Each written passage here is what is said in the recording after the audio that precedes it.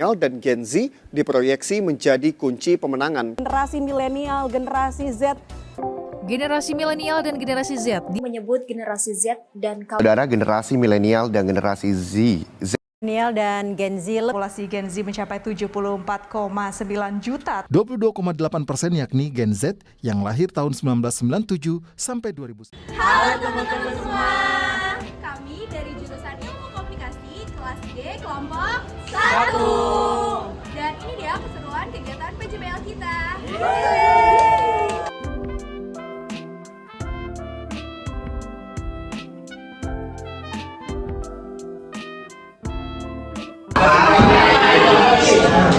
Mungkin pertama kali aku mau ucapin maaf banget ya udah molong pelajaran kalian.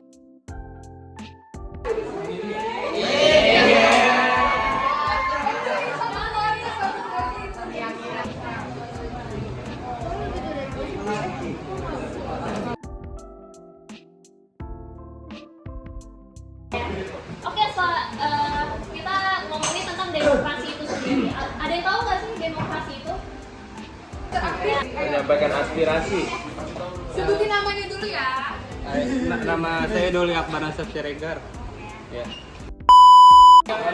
Sistem pemerintahan yang dimana kekuasaan tertingginya itu diambil oleh rakyat dan pemerintahannya itu mengikuti apa yang suara tertinggi dari rakyat ataupun mufakat dari rakyat bagaimana untuk menjalankan sebuah negara tersebut.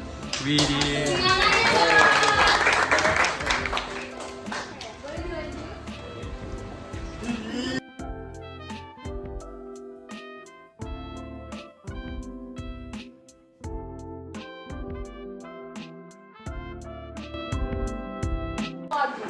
Gimana tuh Kak cara mainnya? Nah, jadi di sini kita akan melakukan games, sedikit games pertama. Kalian cepat-cepatan angkat tangan, oke? Yang jawab bisa mendapatkan hadiah. Country's flag fly you in my chest, show it to the world your heart spirit. 2, 3. Ini namaku Adi Nuansa dan partnerku siapa? Azra Sabina. Oke, jadi administratif pemilu itu adalah tata cara atau prosedur dan mekanisme yang berkaitan dengan administrasi pelaksanaan pemilihan ini.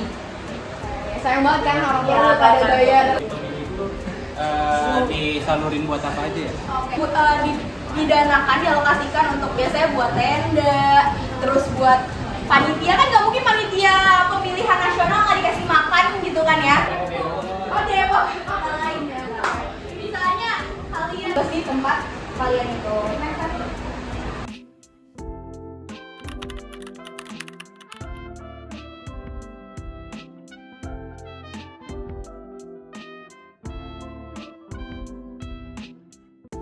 Sekarang 17, 18, 19.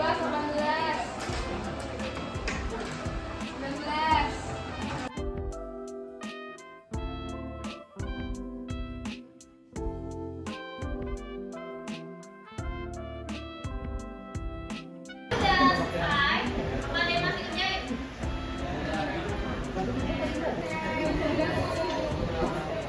Siapa tuh Anis? Ada Anin, Hana, dan Joni. Boleh maju dong? 3 orang maju.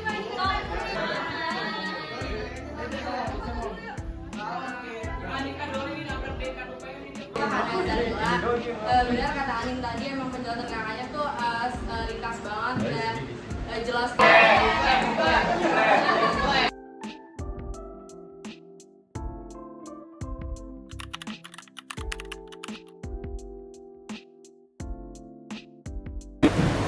Seperti yang kita ketahui kan, voting di Indonesia itu harus di atas 17 tahun kan. Artinya kan fakta keseluruhannya kalian nggak tahu kan sebenarnya. Kalian harus nonton seluruh videonya gitu baru kalian bisa bilang dia menistakan.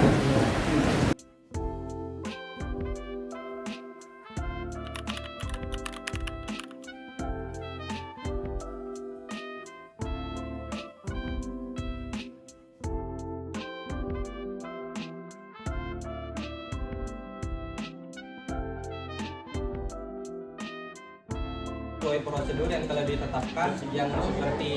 Jadi demokrasi itu merupakan sistem pemerintahan yang seluruh rakyatnya itu ikut serta pertama langsung, yang kedua umum, yang ketiga bebas, yang keempat rahasia, yang kelima jujur, yang keenam adil.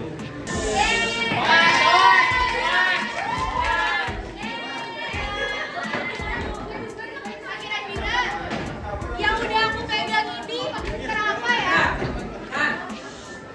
Nanti kita langsung aja semuanya partisipasi dari yang menang segala macam. Semoga kita happy semua ya. Bisa lebih tahu lagi tentang pemilu dan lain sebagainya. Oke teman-teman, kita bakal dokumentasi terakhir. Ayo.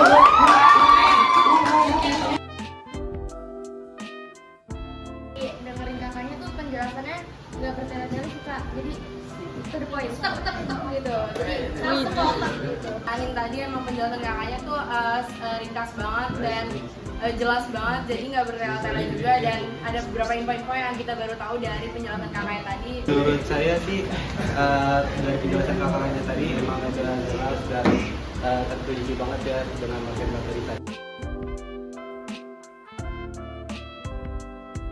Yang saya dapatkan ataupun hal yang bisa saya dapatkan ataupun petik dalam PJBL ini adalah bagaimana untuk bekerjasama dalam suatu tim, bagaimana mengorganisasi suatu acara ataupun event, dan pastinya juga bagaimana untuk menemukan solusi dalam suatu permasalahan.